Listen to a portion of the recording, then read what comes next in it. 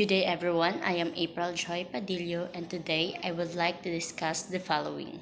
First is the curriculum and curriculum development.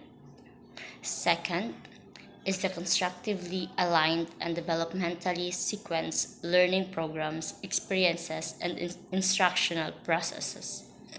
Third is the contextualized learning programs or instructional plans.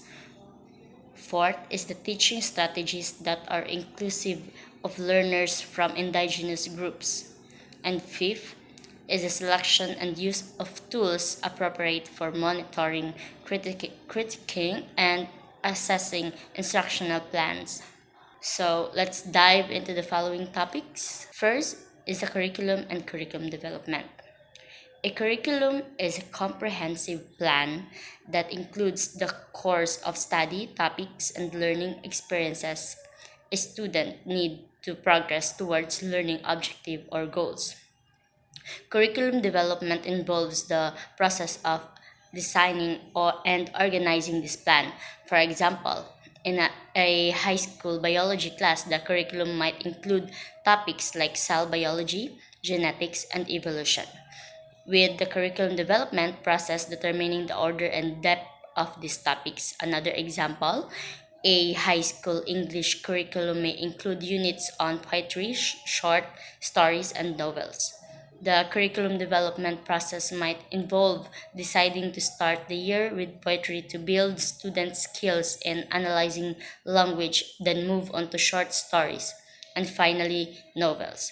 The development process could also involve choosing specific texts for each unit and planning assignment and assessment. The second one is the constructively aligned and developmentally sequenced learning programs. This refers to the designing learning programs where the learner or the learning outcomes, teaching methods, and assessment tasks align with each other or constructive alignment, and the content is organized in a sequence that matches the developmental stage of the learners. For example, in a mathematics curriculum, students might first learn basic arithmetic like addition and subtraction, then move on to more complex topics like multiplication and division, and finally advanced concepts like algebra and calculus. Another example, in a language class, beginners might start with simple vocabulary and sentence structure like greetings and introduction, then progress to more complex grammar and conversation skills. The assessments would align with these learning objectives, starting with simple vocabulary quizzes and culminating in a conversation or presenting in the target language. The third is contextualized learning programs or instructional plans. This involves teaching academic skills in the context of real world situation or application. For example, teaching physics through the lens of roller coaster design or teaching statistics by analyzing baseball performance. This approach helps students see the relevance of what they learn and in addition, in a geography class, students might learn about climate and weather patterns by studying the predicting the local weather over a period of time. This would allow them to apply what they learning to a real world context, making the material more relevant and engaging. The fourth is teaching strategies that are inclusive of learners from indigenous groups. This could involve incorporating indigenous knowledge, perspective, and experience into the curriculum. For example, a history teacher could include lessons on the history and culture of the local indigenous groups. It's essential to do this in a respectful and accurate way, ideally involving indigenous educators or consultants.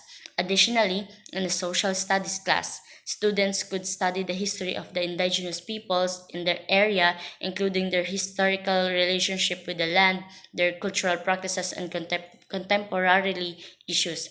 This could be supplemented with guest speakers from the local indigenous community or field trip to local cultural sites.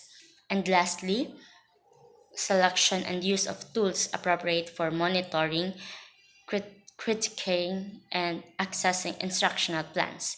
This could include tools like formative assessment, which are ongoing checks for understanding used to guide instruction like quizzes or class discussion, and summative assessment, which evaluates students' learning at the end of the unit like tests or projects. Another example is a teacher might use an online platform to administer quizzes and track students' progress throughout a unit or photosynthesis. One more thing, a science teacher might use a digital platform like Google Classroom to post assignments, provide feedback, and track students' progress. They might use formative assessments like quizzes or lab reports to monitor students' understanding and adjust their teaching as needed.